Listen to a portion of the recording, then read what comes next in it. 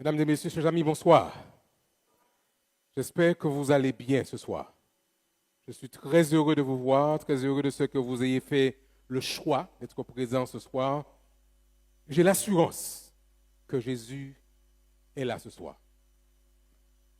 Nous voulons, puisque nous sommes déjà dans la deuxième semaine de notre série de conférences, aller droit au but, puisque ces moments sont importants, ces moments sont précieux. Vous avez fait le choix d'être avec nous ce soir et nous en sommes honorés.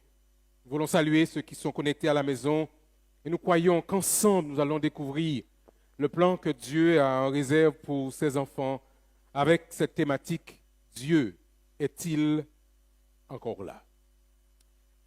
Le taux de méchanceté et de criminalité dans le monde a atteint aujourd'hui un niveau presque inégalé. Il se trouve, hélas, chers amis, que la Martinique n'est pas épargnée. Le préfet de la Martinique, M. Étienne Desplanques, présente dans son bilan devant la presse le 4 février de cette année quelques-uns des éléments que je voudrais partager avec vous ce soir.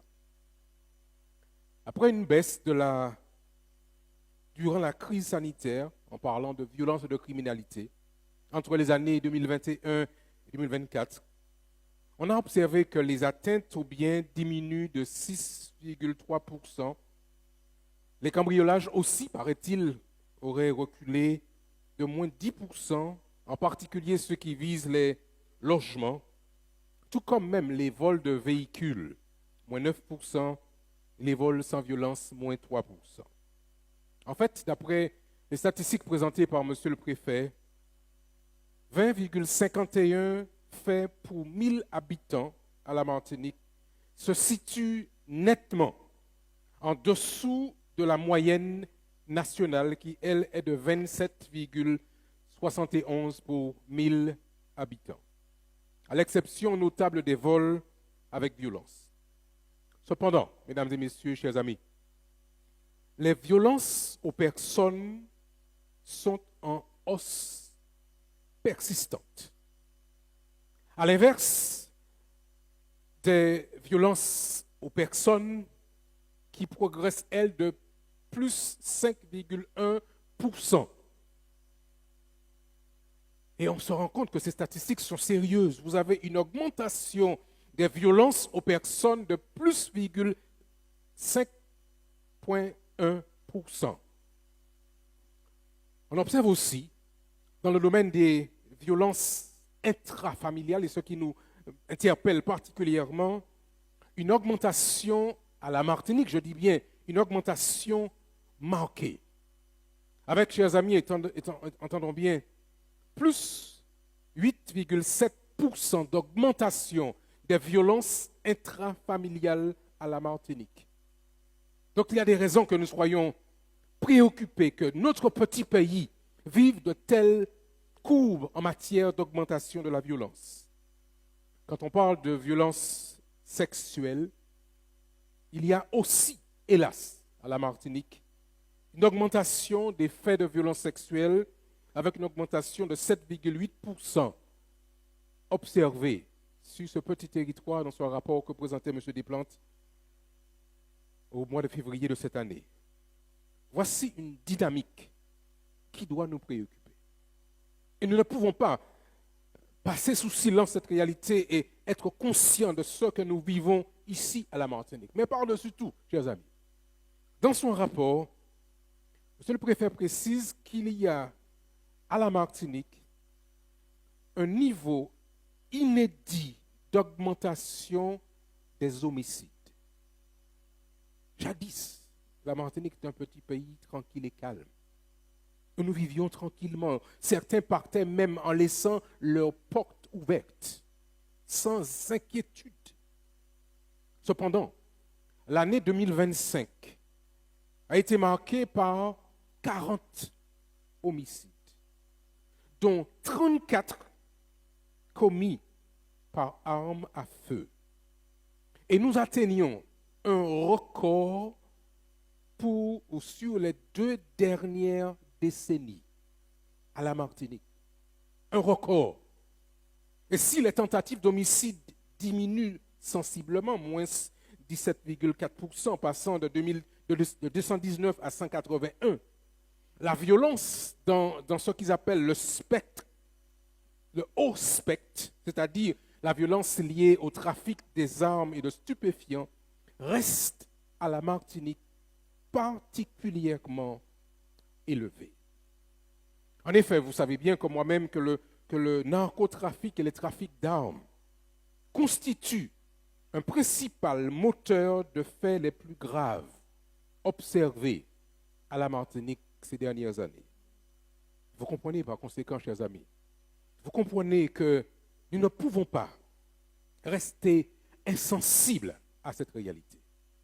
Et en tant que communauté religieuse, nous sommes obligés, je dirais, de nous préoccuper de cette réalité, en particulier l'augmentation des faits de violence intrafamiliale. Les familles explosent, littéralement. Et on se pose la question, naturellement, Dieu est-il encore présent dans les familles à la Martinique? On est forcé de se poser la question quand on voit, quand on observe, quand on assiste à cette augmentation progressive mais réelle. L'influence du divin est-elle ressentie dans votre famille, dans la mienne?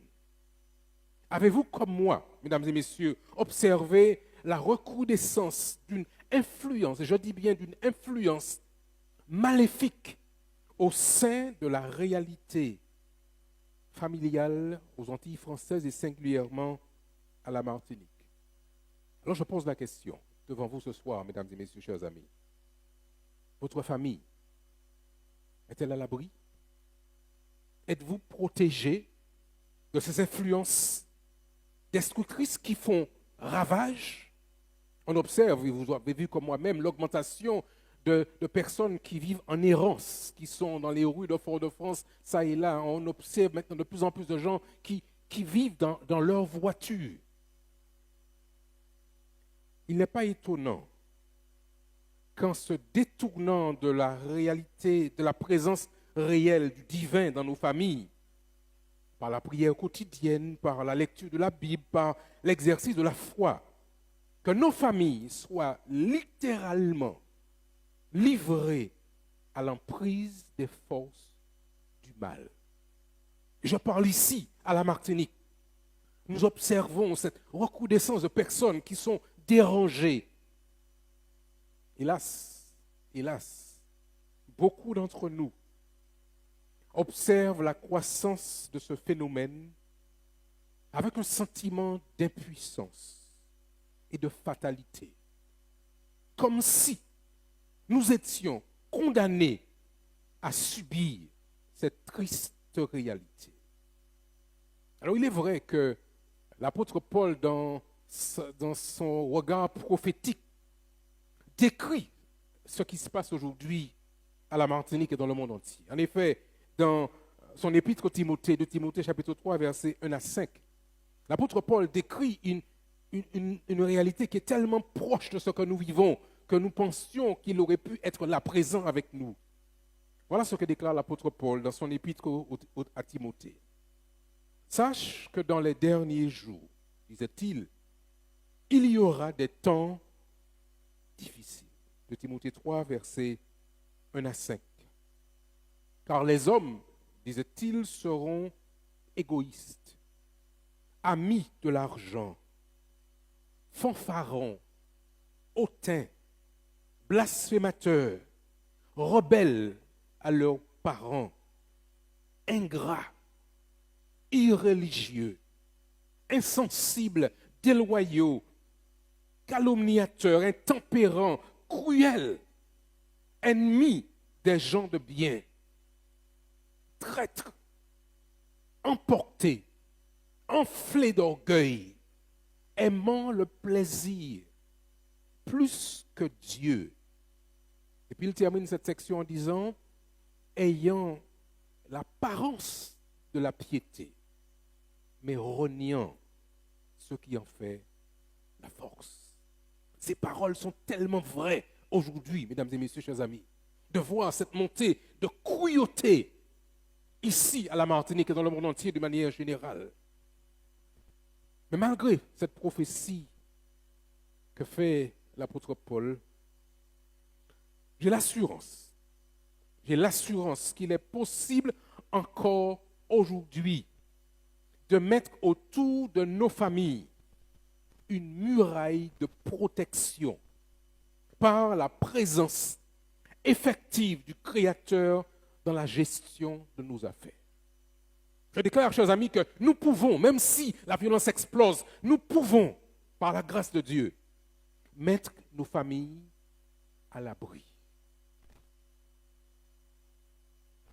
Dieu est-il encore là dans ta famille? C'est la question que je pose avec vous ce soir. Je la pose à vous qui êtes présents, comme à ceux qui sont connectés et qui nous regardent ici ou ailleurs. Dieu est-il présent dans votre famille? Et nous nous interrogeons sur cette réalité, sur cette question. Ou bien Dieu est-il chassé à l'extérieur, laissant la place libre aux anges déchus et aux démons? Pendant ces 4 jours qui viennent, ce soir bien sûr, lundi, mardi et mercredi, je voudrais avec vous, chers amis, considérer comment inviter Jésus dans votre famille. Et comment redécouvrir la joie d'être protégé par Jésus. J'aimerais que tellement de personnes découvrent que c'est possible aujourd'hui de pouvoir avoir une protection réelle du Saint-Esprit de notre Seigneur Jésus-Christ. Et qu'il n'est pas possible, il n'est pas nécessaire de pouvoir mettre toutes sortes de stratagèmes pour tenter de protéger sa famille. Faites donc des plans. Faites des plans pour être là chaque soir, par la grâce de Dieu. Pour être présent avec les membres de votre famille, vos enfants si vous en avez, vos parents, votre conjoint si vous êtes marié, ou toute autre personne qui serait chère à votre cœur. Parce que ce que nous partageons avec vous me semble est précieux. Que tous sachent comment faire pour assurer la protection de leur famille. Faites des plans pour être là. Vous êtes déjà là ce soir, mais les soirs suivants, lundi, mardi et mercredi. Mais par-dessus tout, chers amis, je vous invite à être là mercredi soir. Mercredi soir, nous voulons vivre un temps spécial où nous voulons demander à Dieu de pouvoir prendre les familles qui nous seront présentées. Alors faites des plans, réfléchissez, organisez-vous pour que vous soyez là, que nous soyons ensemble mercredi soir avec ceux qui nous sont chers par la grâce de Dieu. Ce soir, la conférence que nous avons pour vous a pour titre « Arraché à la ville de Sodome ». Arraché à la ville de Sodome. Le choix du salut est une décision individuelle. Lundi soir, nous allons considérer notre réflexion qui va parler de la veuve de Sarepta avec la présence et les bénédictions de Dieu qui ne répondent pas à des limites ethniques ou raciales. Mardi soir, nous allons, à partir de l'expérience de Rahab et la rencontre qu'elle fait sur la muraille de Jéricho, réfléchir sur le choix d'une personne qui peut contribuer au salut de toute sa famille. Et puis mercredi soir, nous allons nous arrêter à réfléchir ensemble sur cette famille spéciale, Marie, Marthe et leur frère Lazare. Et puis découvrir que cela vaut la peine d'accueillir Jésus dans sa maison. Faites donc des plans pour être là ce soir, pour être là les soirs précédents, suivants plutôt, afin que nous puissions ensemble réfléchir et découvrir le plan que Dieu a pour son peuple et pour ses enfants. Mais venons donc à la réflexion pour ce soir, à partir de l'expérience de l'eau que vous trouverez dans le livre de la Genèse, au chapitre 13, et les versets 1 jusqu'au verset 3. Je disais tout à l'heure que c'est une joie pour moi d'être avec vous ce soir, une joie de vous accueillir dans cette série de conférences, parce qu'il y a une menace. Et nous sommes mandatés, nous sommes forcé de pouvoir partager, informer de cette menace qui pèse sur chaque individu, chaque famille, chaque groupe social. La pression parfois de suivre la voie que les autres ont prise, même s'il est évident que cette voie est une voie qui mène à la mort. La seule issue possible pour la sauvegarde des familles de notre société est le choix de suivre à la lettre, je précise, de suivre à la lettre le plan du Créateur pour le salut de nos familles. Une simple question d'obéissance, comme nous l'avons considéré récemment. Alors aujourd'hui, je voudrais poser avec vous ce soir un jalon de plus. Après le principe d'obéissance, nous voulons considérer le principe de la responsabilité du choix. Parce que trop de personnes pensent qu'il serait possible de composer leur propre plan, un plan à la carte, pour la sauvegarde de leur famille et de la société.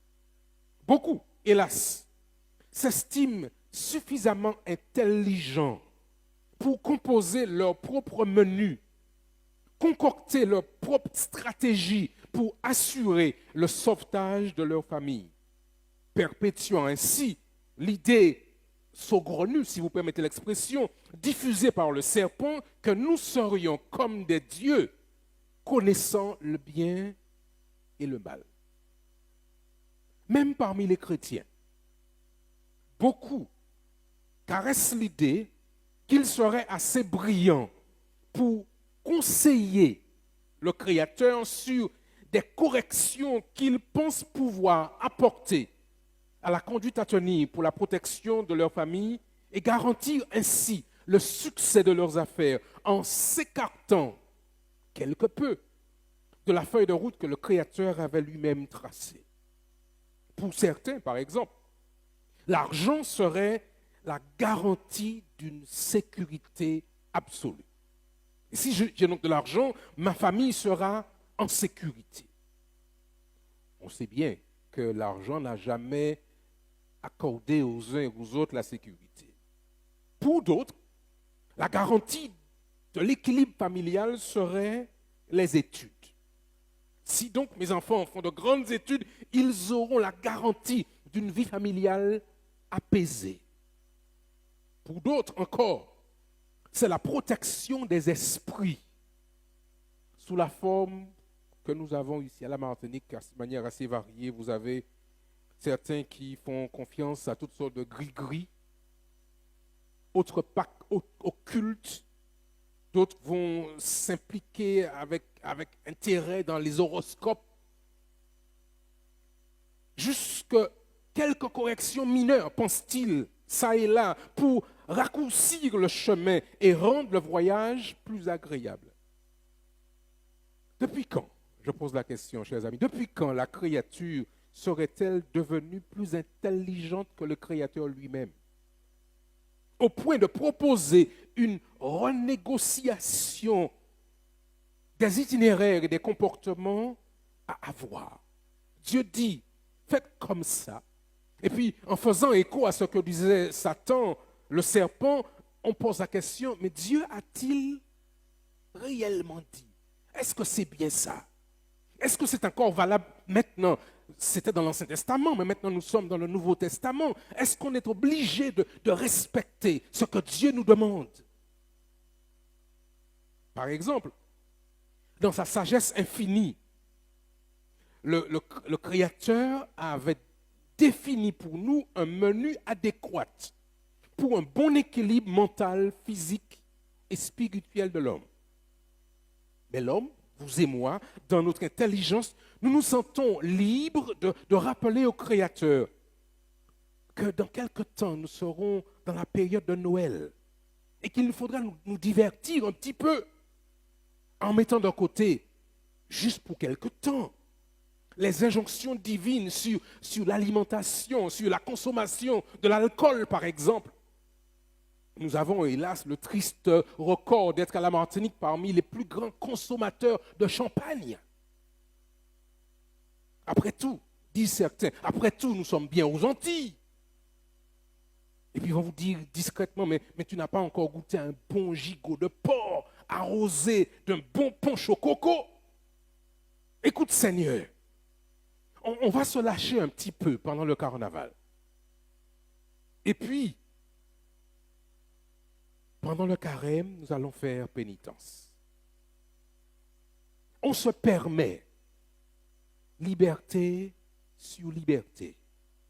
On rejette le ainsi parle l'Éternel en matière de code de conduite, de foi. Et on est maintenant étonné que par nos choix, nous sommes livrés à la domination des forces occultes et des princes de ce monde de ténèbres à la Martinique. Je ne veux pas entrer dans les détails, mais beaucoup sont au courant de ce que nous décrivons avec cette augmentation d'une pratique occulte ici, dans ce territoire. Mesdames et messieurs, chers amis, face à cette folie, si vous permettez l'expression, voici comment Dieu répond. Quand il voit notre fonctionnement ici, dans le psaume 46 et les versets 9 à 11, l'Éternel affirme avec autorité, parce que c'est lui qui est Dieu. Venez, disait-il, contemplez les œuvres de l'Éternel, les ravages qu'il a opérés sur la terre. C'est lui qui a fait cesser les combats jusqu'au bout de la terre. Il a brisé l'arc. Il a rompu la lance. Il a consumé par le feu les chars de guerre.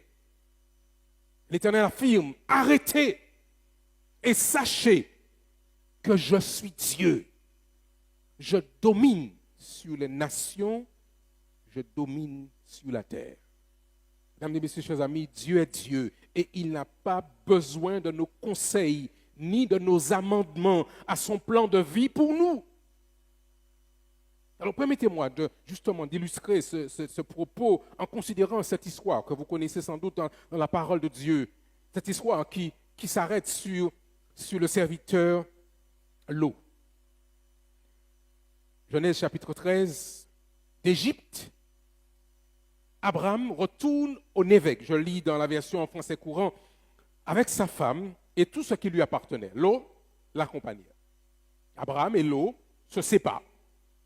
Le serviteur Abraham est riche, très riche même. Il possédait de grands troupeaux, ainsi que beaucoup d'argent et beaucoup d'or.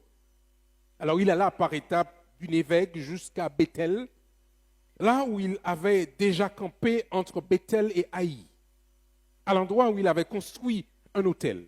Abraham y pria en l'appelant Seigneur. Lot, son neveu qui l'accompagnait, possédait lui aussi des troupeaux de moutons, des chèvres et des bœufs. Il avait ses propres tentes. Et à cause du grand nombre de personnes et d'animaux, la région ne suffisait pas pour qu'ils y restent ensemble. D'autant plus que les Cananéens et les Phérézites habitaient aussi le pays. Alors, puisque la région n'était pas suffisante, il y a un conflit qui s'installe. Il y a une dispute entre les bergers d'Abraham et les bergers de Lot. Alors, Abraham dit, il n'est pas bon, il ne doit pas y avoir de dispute entre nous, ni entre nos bergers, car nous sommes de la même famille. Tu as tout le pays devant toi. Séparons-nous, disait-il, séparons-nous. Et si tu vas dans le nord, moi j'irai vers le sud. Si tu vas vers le sud, j'irai vers le nord. Lot, jeune homme, regarde la scène, regarde la région. Il vit que la région du Jourdain était bien arrosée. Jusqu'à Soar, avant que le Seigneur détruise Sodome et Gomorrhe. Il était, disait-il, comme un paradis, comme la vallée du Nil qu'ils avaient quittée il n'y a pas longtemps en Égypte. Alors Lot va choisir la région du Jourdain. Et il va donc déplacer son campement vers l'est. Et c'est ainsi qu'ils se séparaient. Abraham resta dans le pays de Canaan, dans les collines, dans les montagnes. Et Lot, lui, campa près des villes et de la région du Jourdain. Et il alla planter ses tentes jusqu'à Sodome. Et puis il y a une petite note que Moïse, qui raconte cette histoire, va dire. Au verset 13, il déclare, les habitants, parlant de Sodome, les habitants de cette ville offensaient gravement le Seigneur par leur mauvaise conduite. Et pourtant, c'est là que Lot choisit d'aller s'installer. En effet, dès son arrivée en Canaan, Abraham est confronté à la réalité de la famine. Il va partir en Égypte pendant quelque temps. Ce fut la première confrontation qu'il a avec ces difficultés de la vie sur la terre. Comme l'avait indiqué la parole de Dieu, la pluie était incertaine dans la région de Canaan. Et tout dépendait en fait de la grâce de Dieu de faire tomber la pluie pour fertiliser les sols. En Égypte, par contre, vous connaissez la région, il y a le Nil et toute cette vallée du Nil qui est très fertile. Et on n'avait donc pas besoin de s'en remettre à Dieu pour faire tomber la pluie. Il y a donc un contraste entre le territoire de Canaan et le territoire de l'Égypte, entre ces deux terres, ces deux territoires. Et de son retour d'Égypte, lorsqu'il devint évident qu'Abraham et son neveu Lot devaient se séparer, les ressources limitées de Canaan ne pouvaient nourrir abondamment leurs troupeaux. Alors Lot, nous dit l'histoire, s'installe tout près de la ville de Sodome, dans ce qu'il appelait le paradis, comme l'Égypte, la plaine du Jourdain, comme elle était pleinement irriguée, comme le jardin de Dieu, comme le pays d'Égypte, comme il l'appelait. Chers amis, la plupart des commentateurs, quand ils considèrent Sodome, considèrent ce territoire avec son taux de corruption, son taux d'immoralité qui a attiré l'attention même du Créateur. Abraham, quant à lui, avait commencé à choisir pas seulement la terre de Canaan, mais il avait commencé à choisir aussi l'état d'esprit de Canaan. Parce qu'on peut vivre en Égypte avec l'état d'esprit de Canaan. Mais on peut aussi, pasteur Mitra le disait l'autre jour, on peut aussi vivre en Canaan avec l'état d'esprit de l'Égypte. Et Sodome était justement influencé par ce mode de fonctionnement. Abraham avait compris la valeur des choix, la valeur des décisions, la valeur de ce qu'il fallait mettre en place pour que sa famille soit à l'abri. L'exemple d'Abraham et de Lot dans le choix d'un lieu de résidence pour leur famille est significatif sur l'importance et les implications des choix que nous faisons pour le salut de notre famille. Tout pourrait indiquer que Lot avait fait le meilleur choix. Des plaines fertiles pour ses troupeaux, le confort de la vie culturelle intense dans les villes, minimisant en même temps la réputation des habitants de cette ville. Si c'était maintenant, on dirait que Sodome, c'était une ville avec la Wi-Fi qui circulait partout. Abraham, quant à lui, choisit de s'installer dans des zones plus arides, montagneuses, mais épargnant par là même sa famille à l'exposition des influences mondaines et corrompues. La question que nous nous posons, mais qui a fait le meilleur choix? Entre Abraham et Lot, qui a fait le meilleur choix? La réponse est évidente. C'est Abraham. Quelque temps plus tard, Dieu doit envoyer un groupe d'anges en mission commando pour exfiltrer Lot et sa famille des villes de Sodome et de Gomorrhe. Vous allez le lire à la maison ce soir quand vous allez rentrer. Chapitre 19 du livre de la Genèse. Et nous retrouvons cette histoire. Deux anges arrivent. Alors je dis en passant que Abraham avait déjà négocié avec Dieu. S'il y a 50, je ne vais pas détruire la ville. S'il y en a 40, s'il y en a 30. Et Abraham a négocié jusqu'au plus bas possible. Et finalement, puisqu'il n'a pas gagné cette démarche avec Dieu, l'Éternel vient lui-même avec ces deux anges pour arracher l'eau de la ville de Sodome. Le niveau de corruption, je disais, était tel que pendant la nuit, les habitants de la ville de Sodome entourent la maison de l'eau. Ils frappent à la porte et ils exigent, écoutez bien mesdames et messieurs, ils exigent que ces deux étrangers leur soient livrés afin qu'ils aient avec eux des rapports sexuels. Pour vous donner un petit peu le niveau de corruption qui avait été atteint dans cette ville. Et Lot, dans cette négociation, pour tenter de sauver ses invités, Lot est prêt à offrir ses deux dernières filles vierges. Vous imaginez, chers amis, comment il avait déjà été lui-même aussi infiltré par le mode de pensée de la ville de Sodome. Et dans une intervention miraculeuse, les anges frappent d'aveuglement toute la population. Et le texte déclare dans Genèse 19, verset 11, du plus grand jusqu'au plus petit. Il y avait un niveau de corruption qui avait été transmis presque de père en fils dans cette ville. Ensuite, au lever du jour, les anges, vous connaissez l'histoire, je la résume rapidement, les anges vont littéralement arracher l'eau de sa maison, sa femme et les 2 filles qui restaient, puisque les autres filles, avec les gens, n'ont pas choisi de suivre leur père. Et selon ce que déclare Genèse 19, versets 16 à 17, et comme il tardait, je cite le texte, comme il tardait, les hommes, les anges, le saisirent par la main, lui, sa femme, ses 2 filles, car l'Éternel voulait l'épargner, et ils l'emmenèrent et le laissèrent hors de la ville. Après les avoir fait sortir, l'un d'eux dit à l'eau, sauve-toi pour ta vie. Ne regarde pas derrière toi et ne t'arrête pas dans la plaine. Sauve-toi vers la montagne de peur que tu ne périsses. Mesdames et messieurs, chers amis, ce soir, nous voulons transmettre la même information. Mesdames et messieurs, il nous faut nous sauver de ce monde de péché. Et chacun doit comprendre qu'il y a urgence. Sauve-toi pour ta vie, sauve-toi avec ta famille par la grâce de Dieu, mais sauve-toi. Pasteur Michael le disait la semaine dernière, sortez de Babylone.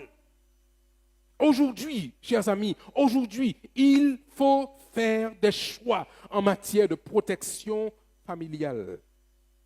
Le confort et les activités culturelles de Sodome, ou la rigueur d'une vie un peu plus éloignée des grands centres urbains, mais moins exposée au climat de violence et de débauche présent dans ces grandes agglomérations. Il faut faire des choix et être prêt à en assumer les conséquences. La question que je pose, chers amis, quel choix avons-nous fait?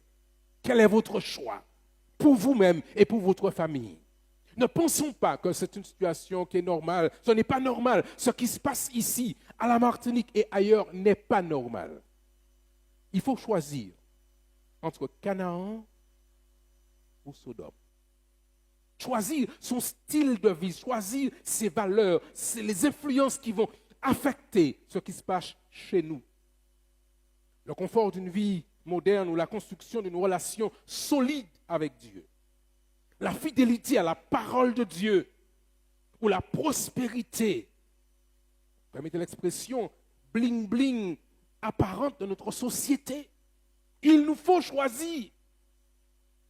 L'impopularité du style de vie de Canaan, ou les paillettes et le glamour de la vie mondaine de Sodome à l'image des pratiques et des coutumes égyptiennes. Il faut choisir, mesdames et messieurs, chers amis, la confiance en Dieu pour assurer la protection de la famille, pour la protection de la sorcellerie, de la magie, de l'horoscope, du quimbois, issu du style de vie à l'égyptienne. Il nous faut choisir. On ne peut pas être dans les deux en même temps. Il faut choisir, chers amis, la pureté sexuelle selon le modèle biblique ou le libertinage, l'immoralité, les orgies sexuelles et la débauche pratiquées en Égypte, à Sodome et Gomorrhe, et puis, je devais le dire tout doucement, aussi pratiquées à la Martinique. On parle de toutes sortes de choses qui se passent. Vous aviez, je ne veux même pas en parler pour ne pas donner la publicité à ces rassemblements qui se font ici, sur ce territoire. Le culte et l'adoration du Dieu créateur en son saint jour de sabbat, ou le culte et l'adoration à un panthéon polythéiste, y compris, à la Martinique aussi, y compris le culte des ancêtres, comme cela était pratiqué en Égypte, à Sodome et Gomorrhe, et comme cela nous est proposé dans un courant panafricaniste à la Martinique. Il nous faut choisir, mesdames et messieurs, chers amis, où est-ce que nous allons? Quelle est la voie que nous voulons suivre? Alors je renouvelle ma question. À vous qui écoutez ici, à vous qui êtes à la maison, il nous faut nous poser la question et nous positionner de manière concrète. Quel est votre choix? Quel est votre choix? Quel est mon choix? Quel est notre choix pour nous-mêmes et pour notre famille? Qui est celui qui assurera la protection de votre famille? Le choix d'Abraham et de Lot a affecté la situation de leurs familles respectives. Quel sera l'impact de votre choix sur votre famille? Bénédiction ou malédiction? Quelques années plus tard, alors que Josué arrive, après avoir traversé le Jourdain, ils ont fait 40 ans dans le désert qu'ils arrivent, Josué est confronté au même dilemme.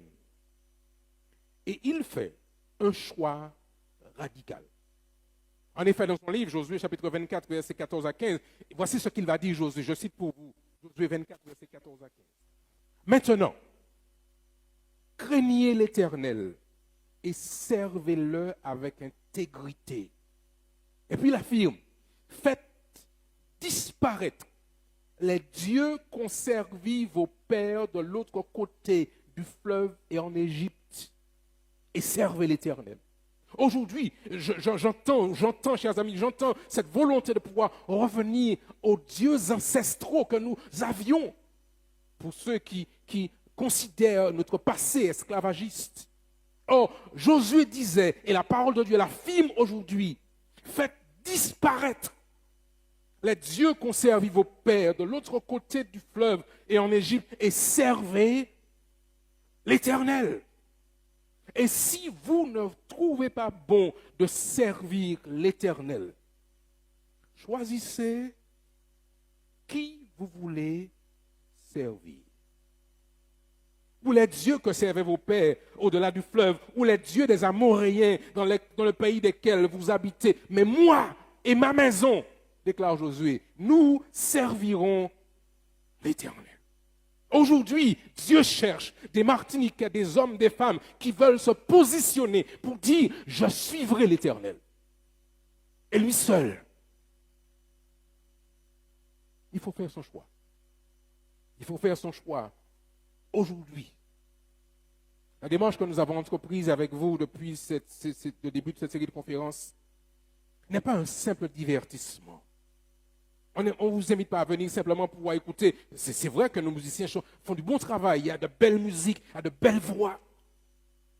Mais nous ne sommes pas là simplement pour divertir. Nous sommes là pour sonner l'alarme.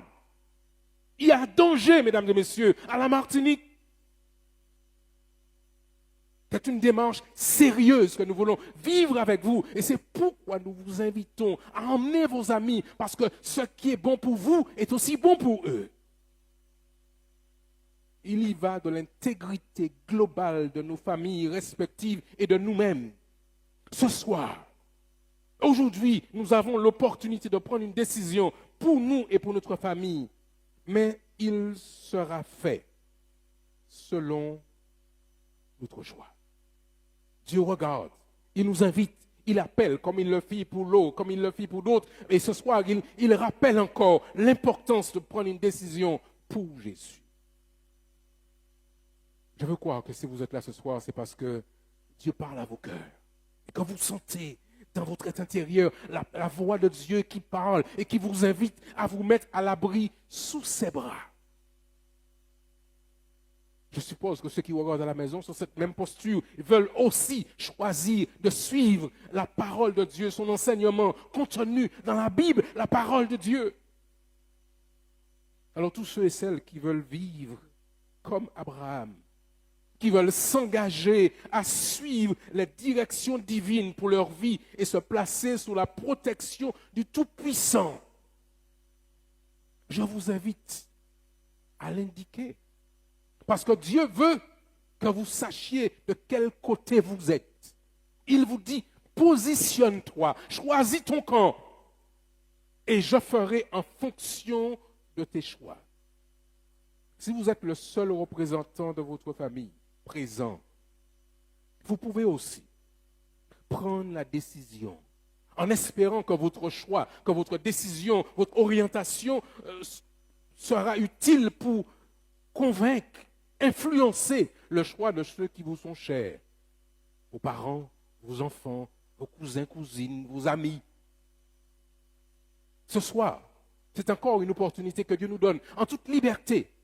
Alors c'est vrai qu'aujourd'hui c'est un jour de choix, jour de vote pour ceux qui sont à Fort-de-France et dans les régions. Et vous avez fait votre choix, on a fait son choix.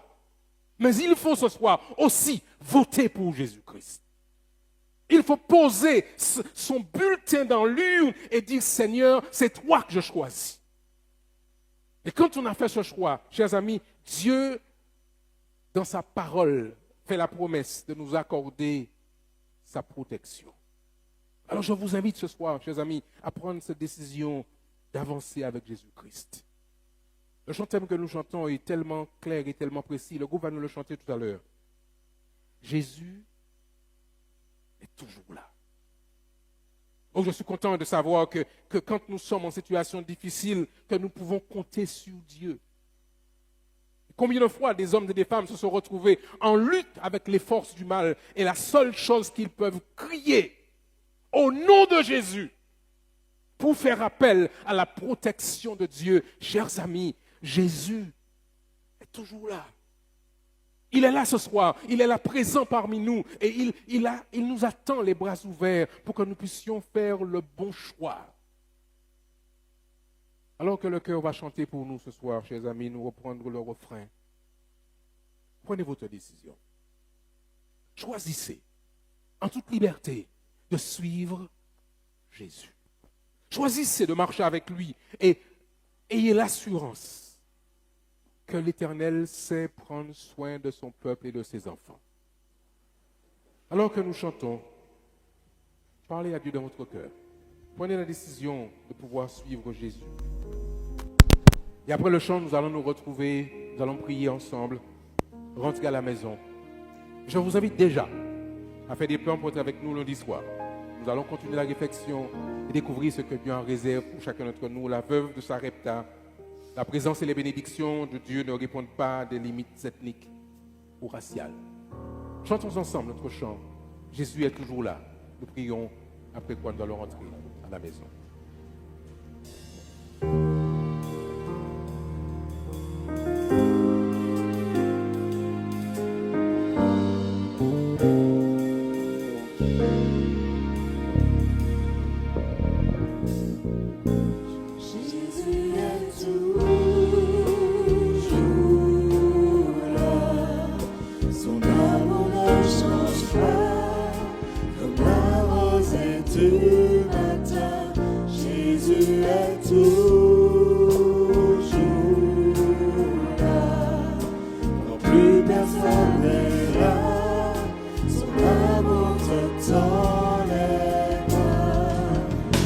Tu sembles avoir tout perdu.